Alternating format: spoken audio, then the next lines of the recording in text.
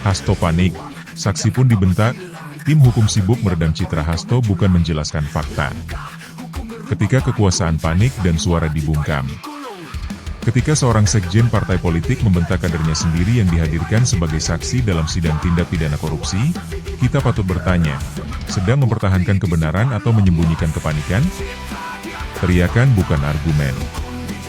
Dan pembentakan bukan pembelaan hukum. Dalam kasus dugaan suap Harun Masiku, manuver verbal Hasto Kristianto, baik di luar maupun di dalam ruang sidang, tampaknya bukan lagi strategi komunikasi yang terukur, melainkan refleks seorang elit partai yang mulai kehilangan kendali atas narasi besar yang selama ini coba dibentuk. Jika benar Hasto hanya menjalankan tugas sebagai sekjen partai, mengapa emosinya meledak ketika diminta klarifikasi oleh kadernya sendiri? Kenapa seorang saksi, dalam hal ini Rizky Aprilia, yang merupakan kader partai, bukan lawan politik, perlu dibentak? Apakah ini ekspresi spontan dari kekuasaan yang terguncang karena skenario yang disusun rapi selama bertahun-tahun mulai runtuh oleh suara-suara dari dalam? Atau ini adalah bentuk intimidasi halus agar tak ada lagi yang berani bersuara? Bahaya kekuasaan yang membungkam suara internal. Ketika partai mulai membungkam suara internalnya, kita sedang menyaksikan demokrasi yang dipelintir dari dalam. Partai politik seharusnya menjadi pilar demokrasi, tempat kader berani menyuarakan pendapat, melawan penyimpangan, dan menjaga akuntabilitas. Tapi apa jadinya jika seorang saksi justru diteror dengan bentakan? Ini bukan hanya soal etika, tapi soal struktur kekuasaan yang anti kritik dan alergi terhadap transparansi. Dan inilah akar masalahnya. Bukan hanya dugaan suap yang harus diusut, tapi juga budaya bisu yang diciptakan oleh para pemegang kendali partai. Kekuasaan yang terlalu lama tak disentuh kritik akan mulai menyamakan pengungkapan fakta sebagai pengkhianatan. Dan itulah mengapa, ketika seorang kader mulai berkata jujur, reaksi elit bukan koreksi, melainkan represi, dengan berbagai bentuk, mulai dari pembingkaian narasi, pembungkaman media, hingga pembentakan terang-terangan. Analisis psikologis, ketika emosi menjadi taktik bertahan. Dari sudut psikologis, tindakan membentak bukan sekadar letupan amarah sesaat. Ia adalah bentuk mekanisme pertahanan diri yang muncul ketika seseorang merasa ruang kuasanya terancam. Dalam konteks kekuasaan politik, tindakan membentak seorang saksi bisa dipahami sebagai manifestasi kepanikan atas hilangnya kontrol narasi. Orang yang tenang dan merasa di pihak kebenaran tidak perlu berteriak. Yang berteriak biasanya justru yang panik. Dan dalam komunikasi politik, ini disebut emosional AKG, bocoran emosi yang memperlihatkan sisi paling rapuh dari tokoh publik. Dalam hal ini, Hasto bukan hanya tersulut emosi. Ia sedang memperlihatkan kegelisahan seorang pengendali skenario politik yang mulai tersingkap. Takut pada kebenaran, takut pada konsekuensi hukum, dan terutama, takut kehilangan kekuasaan yang selama ini dibungkus dalam narasi loyalitas partai. Argumentasi hukum, tugas partai, bukan alibi untuk dugaan suap. Tim kuasa hukum Hasto tampaknya sangat bergantung pada narasi bahwa semua yang dilakukan klien mereka adalah dalam rangka tugas partai. Tapi dari sudut pandang hukum, argumen ini sangat rapuh dan bahkan bisa berbalik menjadi bumerang. Pertama, dalam sistem hukum pidana Indonesia, tindak pidana tetap tindak pidana, siapapun pelakunya dan apapun motifnya. Tidak ada pengecualian hukum yang menyatakan bahwa tindakan pidana korupsi, apalagi suap, bisa dimaafkan atau dikecualikan hanya karena disebut sebagai bagian dari perintah organisasi. Kedua, prinsip utama dalam hukum pidana adalah pertanggungjawaban pribadi, personal liability. Artinya, siapapun yang melakukan, menyuruh melakukan, atau turut serta melakukan kejahatan, tetap bisa dimintai pertanggungjawaban, sekalipun tindakan itu dilakukan atas nama kelompok atau partai. Ketiga, jika memang benar, tugas partai adalah alasan utama, maka kita berhadapan dengan masalah yang lebih serius, institusionalisasi kejahatan di dalam struktur partai politik. Ini artinya dugaan suap yang terjadi bukan insiden personal, melainkan cerminan sistem yang korup dari atas ke bawah. Dan yang terakhir, hukum tidak tunduk pada struktur partai. Justru partai politiklah yang seharusnya tunduk pada konstitusi dan prinsip hukum negara. Jika seorang sekjen partai berani menjadikan tugas partai sebagai tameng, maka itu bukan pembelaan, itu pengakuan bahwa partai telah menjadi ruang berlindung bagi tindak pidana antara sidang hukum dan drama pengalihan. Maka pertanyaannya semakin tajam. Apakah sidang ini akan kita biarkan menjadi panggung drama pengalihan semata? Ataukah ini akan menjadi momentum untuk memulihkan marwah hukum di negeri ini? Jika saksi jujur saja dibentak, dipermalukan, dan dianggap bermasalah, siapa lagi yang berani bersuara? Jika elit partai bisa bersilat lidah dengan dalih, tugas partai untuk membungkus skandal hukum, kemana arah integritas politik kita? Dan jika publik diam saja saat ini, kita akan mewariskan budaya politik yang lebih buruk kepada generasi mendatang. Politik yang memanipulasi hukum dan menganiaya suara internal demi menutupi kebusukan kekuasaan, kepanikan yang terbaca, kebusukan yang terungkap. Kini, setiap mata yang jeli dapat melihatnya, bentakan Hasto bukan bentuk kekuatan. Itu adalah sinyal panik. Ketika seorang pemegang jabatan strategis di partai besar harus meninggikan suara di ruang sidang, ia sedang menunjukkan bahwa segala sesuatu yang selama ini ia jaga sedang goyah.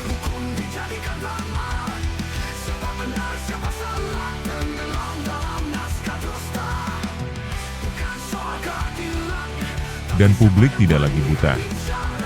Mereka tahu kapan suara keras itu lahir dari ketegasan, dan kapan itu hanyalah gema dari kegelisahan karena kedok sedang terlepas. Ini bukan sekadar sidang kasus Harun Masiku.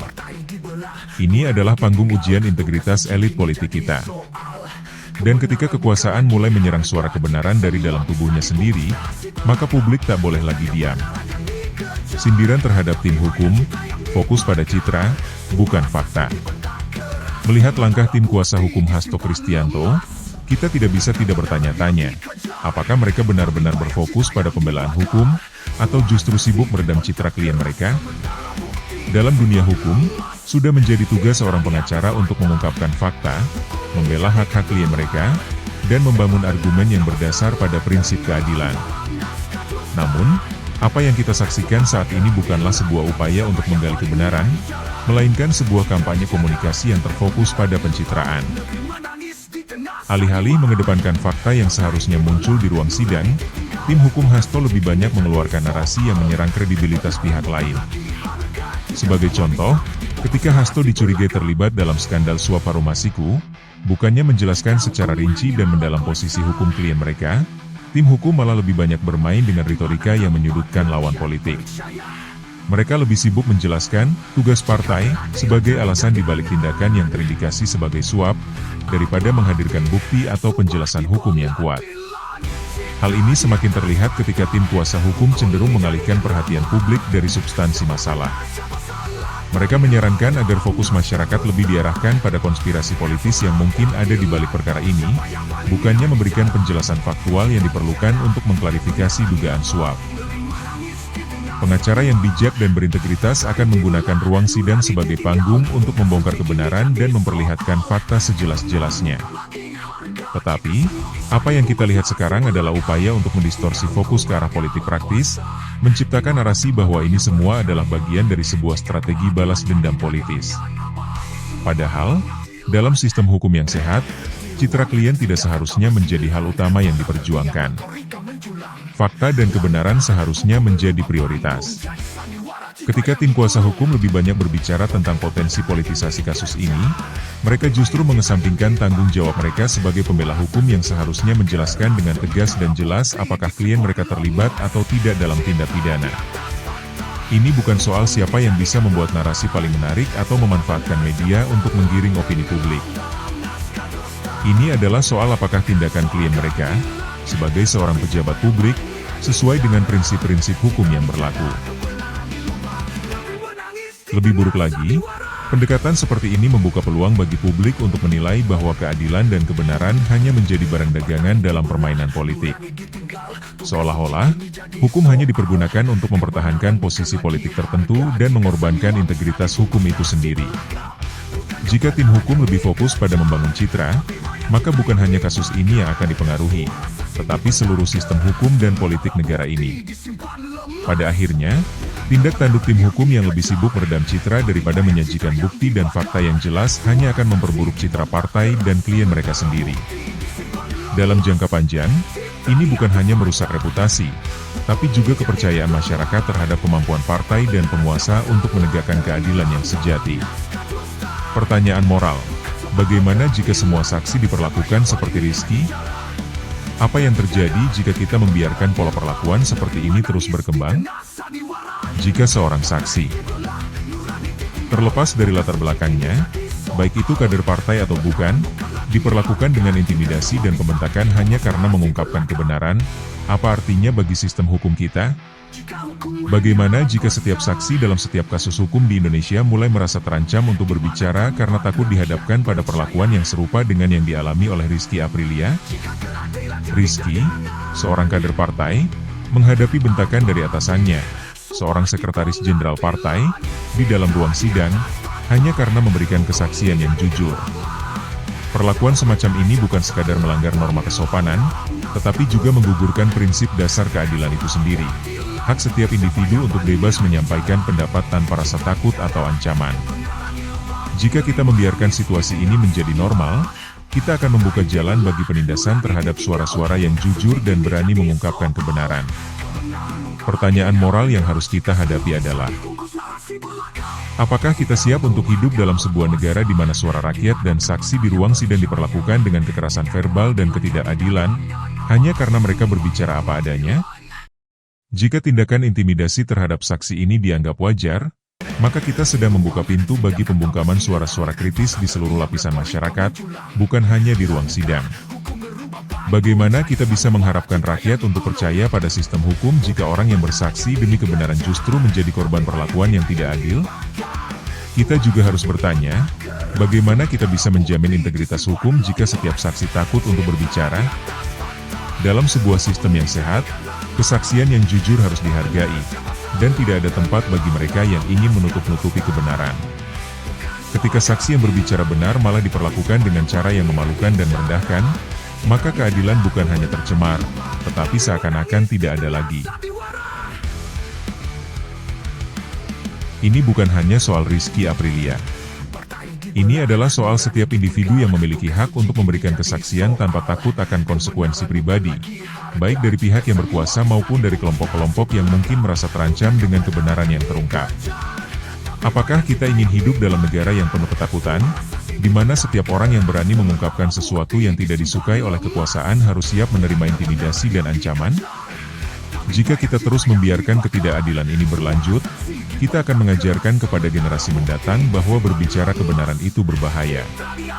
Padahal, seharusnya kita mengajarkan mereka bahwa kejujuran dan transparansi adalah pilar utama sebuah negara yang menjunjung tinggi nilai-nilai demokrasi dan keadilan. Kesimpulan yang menggugah, saat penguasa panik, kebenaran biasanya sedang mendekat. Ketika kekuasaan mulai bergetar, saat penguasa merasa posisinya terancam dan narasi yang mereka bangun mulai runtuh, justru pada saat itulah kebenaran seringkali muncul ke permukaan. Dalam dunia politik, kekuasaan yang rapuh biasanya akan berusaha sekuat tenaga untuk membungkam suara-suara yang mengancam keberlanjutannya. Namun, justru disitulah kita sebagai masyarakat harus semakin jeli dan kritis. Bentakan, intimidasi, atau berbagai upaya represif lainnya yang ditujukan untuk menutupi kebenaran hanya menunjukkan satu hal, kekuasaan yang sedang panik. Saat penguasa merasa perlu mengeluarkan suara keras untuk membungkam saksi yang berbicara jujur, atau mengalihkan perhatian publik dengan narasi yang jauh dari substansi, itu adalah sinyal bahwa kebenaran sedang mendekat. Di balik semua manuver politik dan permainan citra, ada satu hal yang tak bisa disembunyikan selamanya, fakta. Dan semakin keras usaha untuk menutupi atau memutarbalikkan fakta, semakin jelas bahwa kebenaran itu sedang menunggu untuk disingkapkan. Kebenaran tidak bisa dihentikan hanya dengan bentakan atau intimidasi. Seiring berjalannya waktu, fakta-fakta akan berbicara dengan sendirinya. Ketika seseorang berusaha keras untuk mempertahankan kebohongan, itulah saatnya kita tahu bahwa mereka sedang takut kehilangan kendali atas narasi yang mereka buat.